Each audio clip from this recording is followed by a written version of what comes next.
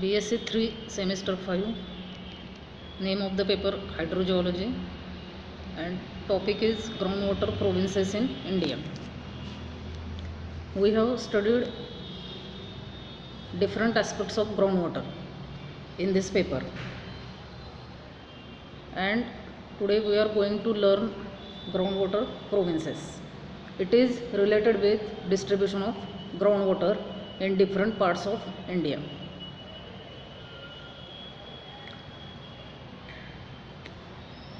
Ground वॉटरचं distribution आपल्या देशामध्ये वेगवेगळ्या पार्ट्समध्ये ज्या पद्धतीने झालेलं आहे त्याला आपण म्हणतो त्या पार्ट्सना ग्राउंड वॉटर प्रोविन्सेस. आता पूर्ण इंडियाचा आपण विचार केला तर प्रत्येक पार्टची जिओलॉजी वेगळी आहे, प्रत्येक ठिकाणच्या क्लायमॅटिक कंडिशन्स वेगळ्या आहेत, कुठं पाऊस जास्त पडतो कुठं कमी पडतो. त्याच्यानंतर टोपोग्राफिक कंडिशन्स वेगळ्या आहेत. टोपोग्राफिक मीन्स कुठं हिली एरिया आहे, कुठे प्लेन एरिया आहे,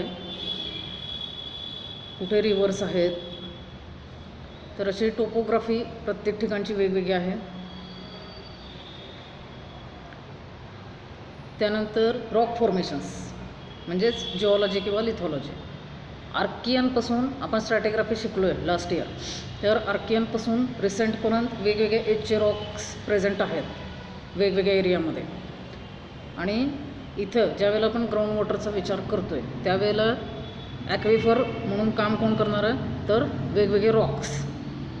त्यामुळं ग्राउंड वॉटरचं ऑकरन्स आणि मुवमेंट हे कशावर डिपेंड आहे तर त्या रॉकच्या कॉम्पोजिशनवर आणि त्याच्या स्ट्रक्चरवर.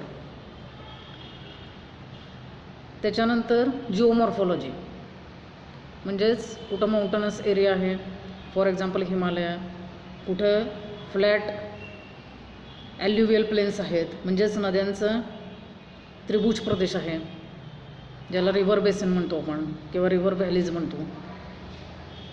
कुठं डेझर्ट एरिया आहे. आणि त्याच्यामुळं रन ऑफ कंडिशन्स आणि रिचार्ज कंडिशन्स या वेगवेगळ्या एरियामध्ये वेगवेगळ्या आहेत. रन ऑफ म्हणजे काय की पाऊस पडला तर जे काय पाणी जमिनीवरून किंवा सरफेसवरून वाहून जातं त्याला आपण म्हणतो रन ऑफ. आणि जे पाणी पर्कोलेट होऊन ग्राउंड वॉटर त्याचं बनतं त्याला म्हणतो आपण रिचार्ज. तर हे रन ऑफ आणि रिचार्ज कंडिशन्स या कशावर अवलंबून आहेत टोपोग्राफीवर. रेनफॉल तर आहेच, प्लस टोपोग्राफी कशी आहे. जर स्लोप जास्त असेल तर रन ऑफ जास्त असणार, रिचार्ज कमी होणार. यामुळं प्रत्येक पार्टमध्ये आपल्याला वेगवेगळ्या ग्राउंड वॉटर कंडिशन्स पाहायला मिळतात. आता हे एक्झाम्पल्स काही बघूया आपण. आता आपण नॉर्थला गेलो तर माउंटनस एरिया आहे, त्याच्यामुळं काय आहे तिथं हाय रिलीफ आहे म्हणजे स्लोप जास्त आहे किंवा उतार तीव्र आहे. आणि त्याच्यामुळं काय होतं रन ऑफ जास्त आहे. उतार जास्त असलं की पाणी त्या उतारावरून सगळं वाहून जाणार आहे म्हणजेच इनफिल्ट्रेशन कमी होणार आहे म्हणजेच ग्राउंड वॉटरचं रिचार्ज कमी होणार आहे. आणि तो जो एरिया आहे तो काय असणार आहे पुअर ग्राउंड वॉटर पोटेन्शियल दाखवणारा एरिया असणार आहे. याच्या उलट ॲल्युव्हियल ट्रॅक्ट म्हणजेच रिव्हर बेसिन जे आहेत गंगा ब्रह्मपुत्रा वगैरे नद्यांची, यमुना वगैरे नद्यांचे, तर पंजाब आसाममधला एरिया येतो त्याच्यामध्ये. तर त्याच्यामध्ये काय होतं फ्लॅट एरिया आहे, प्लेन एरिया आहे, रिलीफ म्हणजे स्लोप कमी आहे, पाऊस भरपूर पडतो आहे म्हणजे रेनफॉल जास्त आहे. त्याच्यामुळं काय होतं रिचार्ज भरपूर होतं ग्राउंड वॉटरचं. आणि त्याच्यामध्ये पोटेन्शियल कसं आहे मॉडरेट टू हाय असं पाहायला मिळतं.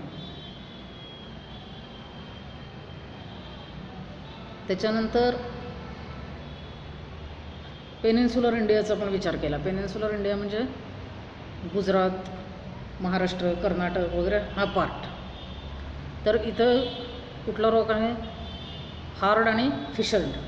फिशर्ड म्हणजेच खूप क्रॅक्स किंवा जॉईंट्स त्याच्यामध्ये तयार झालेले आहेत आणि बेसिकली रॉक कसं हार्ड आहे. तर अशा प्रकारचं लिथॉलॉजी आहे इथं. आणि टोपोग्राफी कशी आहे rugged. Rugged means it is full of elevations and depressions और अनइवन टोपोग्राफी.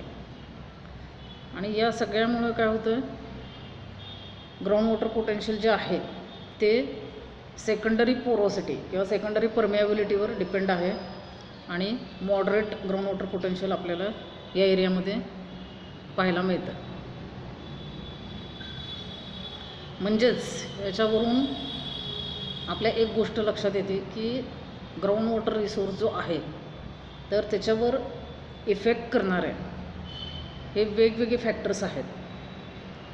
जसं की क्लायमेट आहे. क्लायमेट म्हणजे मुळात रेनफॉल किती होतो आहे. रेनफॉलच मुळात कमी असेल तर naturally ground water potential low असणार आहे. तर रेनफॉल किती आहे, टेम्परेचर किती आहे. टेम्परेचर जास्त असेल तर इव्हॅपोरेशन होऊन किंवा ट्रान्सपिरेशन होऊन ग्राउंड वॉटर लॉसेस जास्त असणार आहेत, म्हणजेच रिचार्ज कमी होणार आहे, म्हणजेच पोटेन्शियल काय असणार परत लो असणार. त्याच्यानंतर आत्ता आपण बघितलं रिलीफ फीचर्स. रिलीफ म्हणजे स्लोप किती आहे, फ्लॅट एरिया आहे का माउंटनस एरिया आहे का रग्ड टोपोग्राफी आहे, ह्याच्यावर रिचार्ज कंडिशन्स डिपेंड आहेत. त्याच्यानंतर जिओलॉजिकल स्ट्रक्चर म्हणजे त्याच्यामध्ये क्रॅक्स, फीचर्स, पोरोसिटी किती आहे आणि सगळा एकंदरीत हायड्रोलॉजिकल सेटअप त्या एरियाचा. हे सगळे फॅक्टर्स ग्राउंड वॉटर पोटेन्शियल ठरवण्यामध्ये महत्त्वाचे आहेत. आणि या सगळ्या फॅक्टर्सचा विचार करून डॉक्टर R.L. सिंग यांनी 1971मध्ये अशा 8 झोन्स तयार केलेत किंवा प्रोव्हिन्सेस तयार केले. ते कुठले आहेत आपण पुढे बघूया. हा मॅप आहे ground water province map after R.L. Singh. इथं वेगवेगळे एरियाज आपल्याला दिसत आहेत. Pre Cambrian, crystalline, pre Cambrian, sedimentary. त्याला नंबर दिलेले आहेत 1, 2, 3, 4 अशा 8पर्यंत. आणि प्रत्येक ह्याचं वेगवेगळं पोटेन्शियल आहे, ग्राउंड वॉटर पोटेन्शियल. आता first pre Cambrian crystalline province. आपण फिजिओग्राफिक डिव्हिजन्स बघितलेल्या होत्या इंडियाच्या. त्याचं आत्ता आपण मेन्शन केलं आहे की इंडो गँगॅटिक प्लेन, त्याच्यानंतर desert area of Rajasthan, peninsular India, Himalayas, outer Himalaya, inner Himalaya, lesser Himalaya. तर या प्रत्येक पार्टमध्ये ग्राउंड वॉटर पोटेन्शियल वेगवेगळं आहे. आता हे 8 झोन्स जे आहेत ते आपण बघूया. पहिलं आहे pre Cambrian crystalline province. Crystalline word denotes the nature of the rock. All the rocks present in this zone are crystalline in nature. म्हणजेच काय, क्रिस्टलायझेशन होऊन तयार झालेले रॉक्स आहेत, त्यामुळे ते हार्ड आणि कॉम्पॅक्ट असणार आहेत, इंटरलॉकिंग स्ट्रक्चर असणार आहे आणि नॅचरली त्यांची जी कपॅसिटी आहे, स्टोरेज कपॅसिटी, ती खूप कमी असणार आहे. आणि त्याच्यामुळे हा एरिया कसा आहे, it is deficient in ground water resources. आता हा कुठला आहे जॉग्राफिकल एरिया, तर तामिळनाडू, आंध्र प्रदेश, कर्नाटक, महाराष्ट्र, बुंदेलखंड, आरोली वगैरे. जवळपास निम्मा एरिया इंडियाचा या झोनमध्ये येतो. Pre Cambrian crystalline province, it is deficient in ground water. आता दुसरं आहे प्री कॅम्ब्रियन सेडिमेंटरी प्रोव्हिन्स. प्री कॅम्ब्रियनच एज आहे त्याचं, पण रॉक्स कुठले आहेत, सेडिमेंटरी. आणि ह्याच्यामध्ये येतं विंध्यन आणि कडप्पा. आपण सुपर ग्रुप बघितले आहेत विंध्यन आणि कडप्पा गेल्या वर्षी स्ट्रॅटिग्राफीच्या पेपरमध्ये. तर सेडिमेंटरी रॉक्स आहेत ह्याच्यामध्ये. तरीसुद्धा ग्राउंड वॉटर पोटेन्शियल कमी आहे या एरियाचं सुद्धा. आणि हा एरियासुद्धा लो ग्राउंड वॉटर पोटेन्शियल दाखवणारा आहे, जरी सेडिमेंटरी रॉक्स असले तरीसुद्धा. त्याच्यानंतर आहे Gondwana sedimentary province. Gondwana super group आपण बघितलं होतं. गोंडवानामध्ये सेडिमेंटरी रॉक्स आहेत. त्याच्यामध्ये येतात बाराकर आणि गोदावरी रिव्हर बेसिन.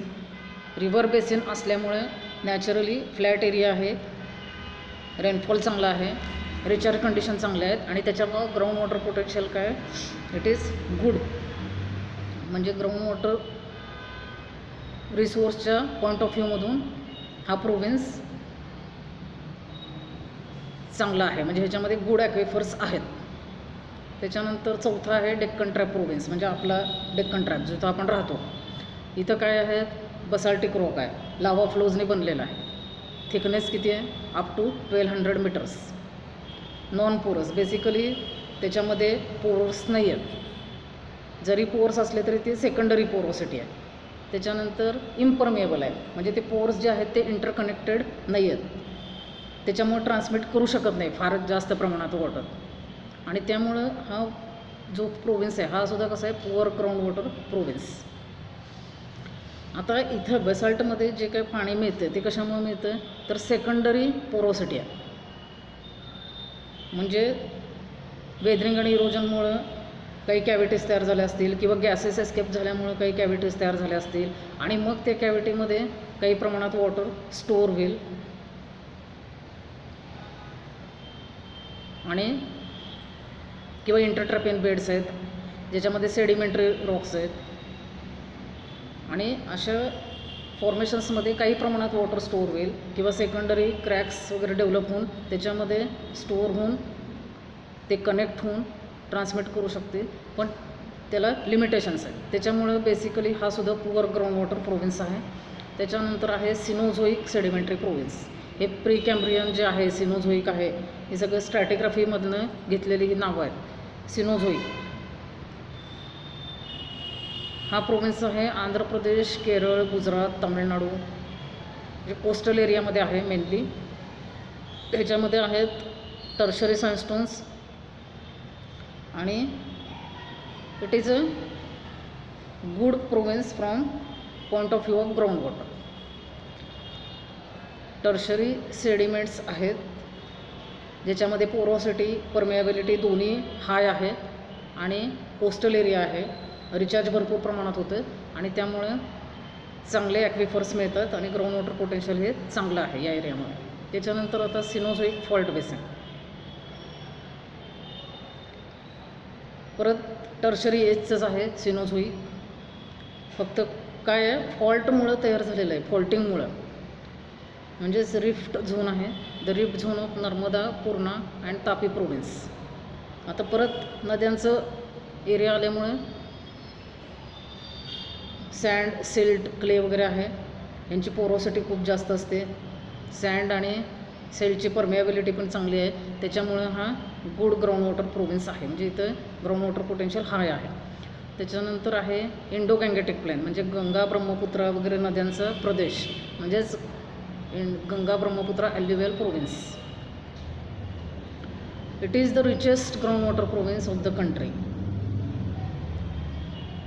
ह्याच्यामध्ये कुठले एरिया येतात the Bhabar, Terai and axial belts are well defined. Moreover the ground water table is also high. Ground water rich area आहे त्याच्यामुळं वॉटर टेबल हाय आहे. हाय म्हणजे वरच्या पातळीवर मिळतं आपल्याला, 500-500 फूट खोल जाऊन, नाहीतर आपल्याला ग्राउंड वॉटर सापडत नाही, म्हणजेच वॉटर टेबल मिळत नाही. इथं खूप कमी डेप्थला आपल्याला ग्राउंड वॉटर मिळतं, म्हणजेच वॉटर टेबल हाय आहे आणि सगळ्यात ग्राउंड वॉटरच्या पॉईंट ऑफ व्ह्यूमधून सगळ्यात रिचेस्ट प्रोव्हिन्स हा आहे. आणि त्याच्यानंतर लास्ट जो आहे तो हिमालय प्रोव्हिन्स.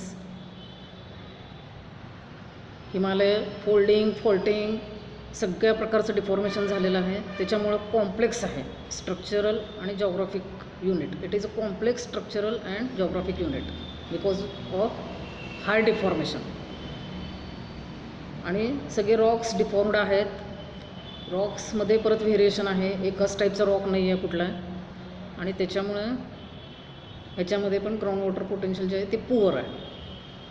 काही प्रमाणात स्प्रिंग्ज आपल्याला सापडतात, पण आपल्याला तिथं कुठलेही बोरवेल्स, डगवेल्स किंवा थोडक्यात काही ग्राउंड वॉटर एक्सप्लोअर करण्याच्या पॉईंट ऑफ व्ह्यूमधून हा प्रोव्हिन्स पण पुअर ग्राउंड वॉटर पोटेन्शियल असणारा आहे. तर हे 8 वेगवेगळे एरियाज किंवा झोन्स किंवा प्रोव्हिन्सेस आहेत depending upon their ground water potential.